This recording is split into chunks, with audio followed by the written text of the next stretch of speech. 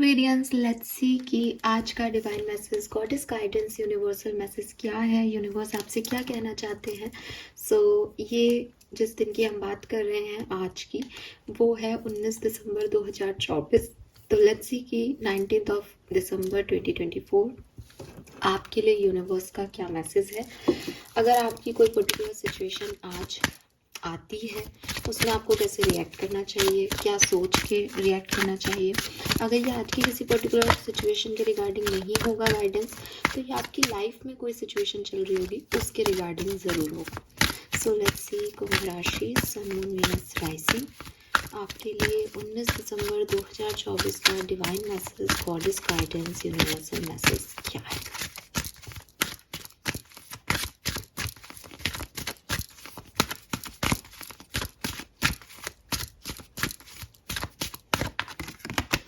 We have bodies of water, golden opportunities, दो card है यहाँ पे, मैं दोनों लूंगी। We have the art and easy does it.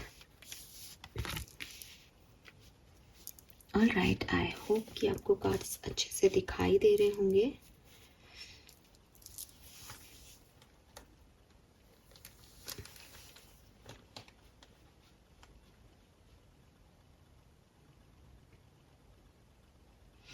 ठीक है, एक तो नंबर 7 की ऊर्जा है यहाँ पे, नंबर 7 की, और 7 भी अकेला 7 नहीं आ रहा, 34 नंबर सिग्निफिकेंट हो सकता है।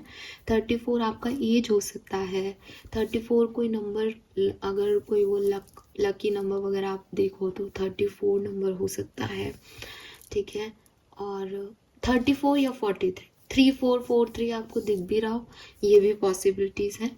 और यहाँ से फिर वो स्पिरिचुअल एनर्जी चलती है 7 नंबर की, तो 7 नंबर सिग्निफिकेंट हो सकता है। इसके अलावा नंबर 1 भी सिग्निफिकेंट हो सकता है आपके लिए। तो 1 और 7, 34, 43 ये नंबर मुझे सिग्निफिकेंटली कुछ दिख रहे हैं। किसी का हाउस नंबर भी हो सकता है ना, 43, हाँ 34 या 43। ठीक है, जनवरी का महीना, जुलाई का महीना, मार्च और अप्रैल के महीने, ये भी सिग्निफिकेंट हो सकते हैं। Colour of the day is ink blue colour, ink blue colour, ये है ink blue colour. I hope कि मैं आपको दिखा पा रही हूँ। ठीक है, ये है इंक ब्लू। मैसेजेस क्या हैं आपके लिए।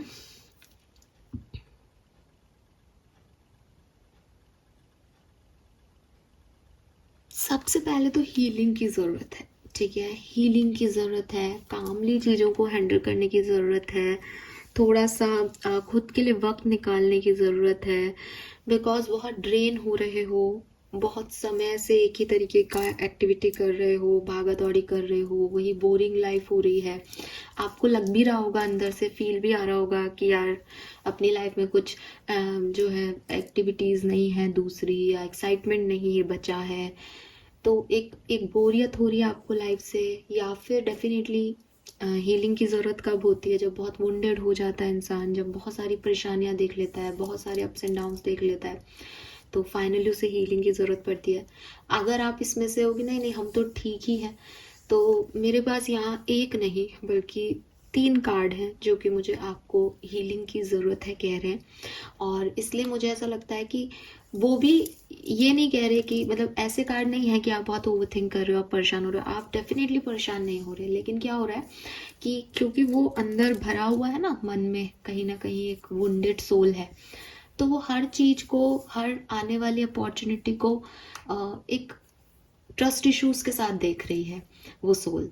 उसको लग रहा है कि फिर कुछ गलत ना हो जाए, बिकॉज वो वुंड्स अभी भरे नहीं है, वो घाव अभी भरे नहीं है। जैसे अगर आपके हाथ पे कहीं चोट लग जाए तो थोड़ा सा किसी का हाथ की तरफ मूवमेंट होता है तो आप लाइक अरे मेरी मत मार देना, मेरी ऑलरेडी लग रही है, समझे।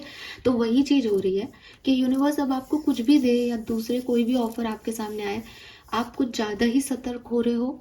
आपको पता भी नहीं चल रहा कि आप ऐसा क्यों सोच रहे हो, कर रहे हो, लेकिन ये आप इसलिए सोच रहे कर रहे हो because you are not heeled.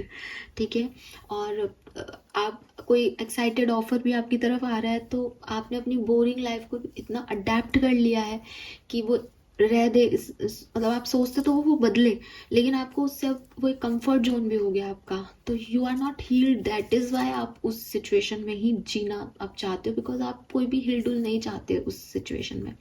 लेकिन समस्या ये है कि ज़िंदगी में जब भी आगे बढ़ना होता है तो कुछ रिस्क लेने पड़ते हैं, नई चीज़ों पे दाव खेलना पड़ता है, या जैसे कहते हैं ना, मुझे अपनी लाइफ में बोरियत महसूस हो रही है तो मुझे चेंज लाने के लिए चेंज करना पड़ेगा ना अपने आप को।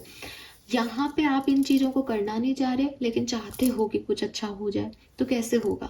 तो वो इस ऐसे होगा जब आप अपनी हीलिंग कर लोगे प्रॉपर, तो अपने आप नई चीज़ों को, नई अपॉर्चुनिटीज़ को, नए ऑफर्स को अपनी तरफ आने दोगे, एक्सेप्ट करोगे, और आपके मन के जो ये डर वर हैं ये भी नहीं रहेंगे। इसलिए यहाँ पे हीलिंग बहुत कंपलसरी है आप लोगों के लिए।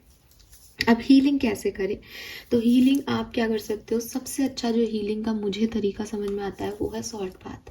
ठीक है, और सॉल्ट बाथ भी अगर आप सच में, मतलब एक होता है सॉल्ट बाथ डेली के तौर पे लेना, या मैंने कई बार कहा है कि आप वीकली सॉल्ट बाथ लें, या फिर कभी लाइफ की सिचुएशंस कुछ ख़राब हो तो जो है अपने हाथ में आपको लगे कोई इविल एनर्जीज हैं या कोई नेगेटिव एनर्जीज हैं जो पीछे ही पड़ गई हैं, ख़त्म ही नहीं हो रहा है ये सब कुछ, तो अपने हाथ जो हैं वो धोने लग जाएं नमक से। रीज़न इज़ कि नमक में सच में बहुत ताकत होती है, वो बुराई को, नेगेटिविटी को अपनी तरफ अट्रैक्ट करके सोख लेता है, उसको फिर इधर उधर जो है वो स्प्रेड नहीं होने देता। तो क्योंकि हम सबसे ज़्यादा काम अपने हैंड का यूज़ करते हैं, मैंने ये पहले भी बोला है, तो मेरे आप लोगों के लिए बोरियत हो रही होगी, लेकिन हर दिन कोई नया व्यक्ति जुड़ता है, इसलिए मैं वही बात वापस रिपीट कर रही हूँ। तो आपके हाथों से एनर्जी सबसे पहले जाती है। मैंने भी कार्ड देखे तो मैंने हाथ से देखे। तो सबसे पहले है क्लिनजिंग, हाथों की बहुत ज़रूरी है ना, यही हम कहीं इधर टच कर रहे हैं या इन्हीं से हम एनर्जी ले रहे हैं, इन्हीं से हम एनर्जी दे रहे हैं, तो अपने हाथों को एटलीस्ट वीक में एक बार या डेली आप सॉल्ट से क्लीन कर लें।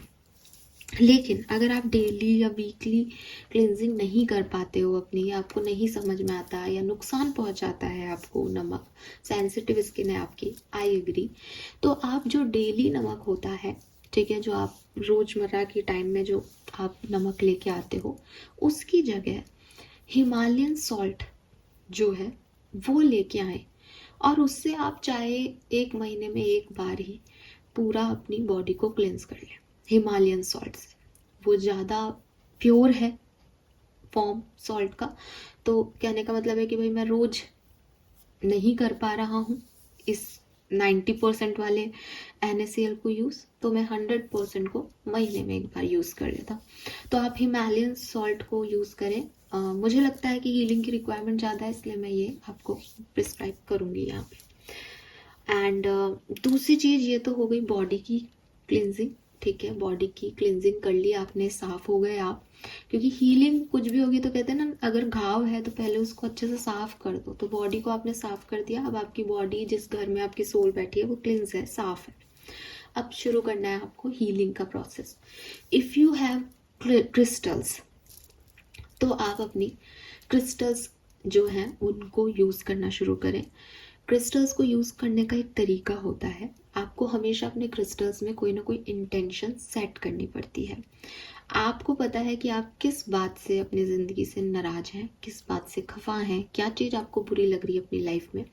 आप उस पर्टिकुलर सिचुएशन से रिगार्डिंग क्रिस्टल जो है वो लें, अगर नहीं है तो ख़रीद लें। ठीक है, और जैसे फॉर एग्ज़ाम्पल अगर आपको हार्ट चक्रा का इशू है, आपका दिल दुखा है, किसी ने आपको बिट्रे किया है, आपको इमोशनली कोई डैमेज हुआ है, तो आप ग्रीन एवेंचुरिन ले सकते हैं। आप गोल्ड कह रही हूँ, आप रोज़ क्वार्ट्स ले सकते हैं। आप क्वार्ट्स भी ले सकते हैं, बिकॉज कई बार इनडिसेसिवनेस के अंदर जो है वो क्वार्ट्स क्रिस्टल क्लैरिटी देता है कि क्लिनजिंग करता है आपकी, तो आप क्वार्ट्स ले सकते हैं। वहीं अगर आपको फाइनेंसेस से रिलेटेड या करियर रिलेटेड कोई प्रॉब्लम है तो आप पायराइट ले सकते हैं। आप ब्लू जो है सफ़ायर अगर आप पहनते हैं आप वो ले सकते हैं। आप सिट्रीन ले सकते हैं करियर के लिए। और अगेन फिर जो क्लियर क्वार्ट्ज है वो हर जगह यूज़ होता है, बिकॉज वो आपकी क्लैरिटी ऑफ माइंड के लिए है कि नेगेटिविटी को छोड़ना है, पॉजिटिविटी पे फोकस करना है, तो वो कर सकते हो। अगर आपको कॉन्फिडेंस के इश्यूज हैं, आपको वो पावर महसूस नहीं होती, सेल्फ वर्थ इश्यूज हैं, आप टाइगर आई यूज़ कर सकते हो। अगर इमोशंस से रिलेटेड इशू है, आप मून स्टोन यूज़ कर सकते हो। तो बहुत तरीके के क्रिस्टल्स हैं जिन्हें आप यूज़ कर सकते हो। और अगर आपको लगता है मेरी नज़र लग गई है, मेरा समय ख़राब हो गया, तो अगेन ब्लैक टर्मिनल आपके लिए बहुत अच्छा रहेगा। ब्लैक जैड, ब्लैक टर्मिनल, ये बहुत अच्छे क्रिस्टल्स। सो अलग अलग क्रिस्टल्स अलग अलग तरह की एनर्जीज अपने अंदर ऑलरेडी स्टोर रखते हैं। आपको फिर भी इनकी स्टोर एनर्जी से जो फ़ायदा होगा वो थोड़ा स्लो होगा, तो आप इनको इंटेंट दें। आप फुल मून, न्यू मून पे इन्हें चार्ज करें, इनमें इंटेंशन डालें, इन्हें पकड़ के सिर्फ आपको बैठना है, आपको सिर्फ इनको अपने हाथ में रख लेना है।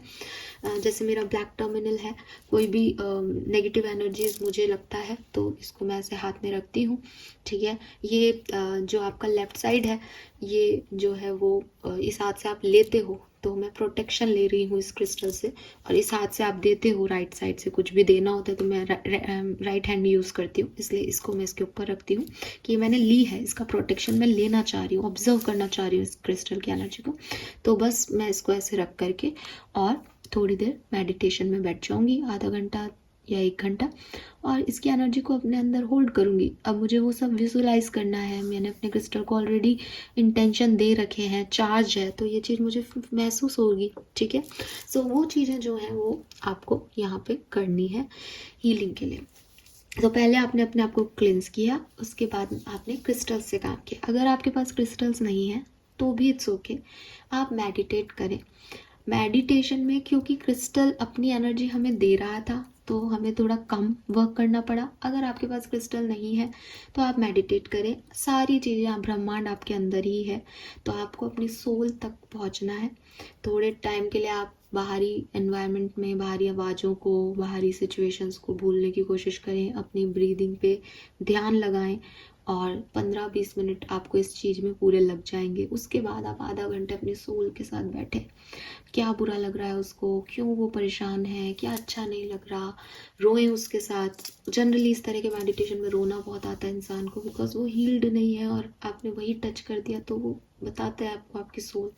तो रोना है तो रोएं, इमोशंस फील हो रहा है महसूस करें, कंसोल करें अपने इनर चाइल्ड को कि देख मैं हूँ ना, मैं सब संभाल लूँगा। तो वहाँ अब आप 2 जने हो, एक सोल है आपका और एक बॉडी है, आपने दोनों को अलग अलग कर दिया है। तो ये जो चीज़ है यहाँ तक आपको पहुँचना पड़ेगा अपनी हीलिंग करने के लिए। और अगर आप ये सब नहीं कर सकते तो देखो, आजकल स्पिरिचुअल हीलर्स एक प्रोफेशन हो गया है, लोग ये चीज़ परस्यू कर रहे हैं एज ए करियर, तो आप उनके पास भी जा सकते हो। बाकी मैं तो ये कहूँगी कि किसी को भी अपनी लाइफ में अपनी डीपर सोल पे एंटर देने से पहले आप खुद ही जो है अपनी हीलिंग करें, हो जाएगा। एक और चीज़ है कि मान लो घर का एनवायरनमेंट ख़राब है या आसपास की चीज़ों में वही दुख दर्द है जो आपको मिले हैं, तो आप शायद इतना अच्छा नहीं कर पाओगे।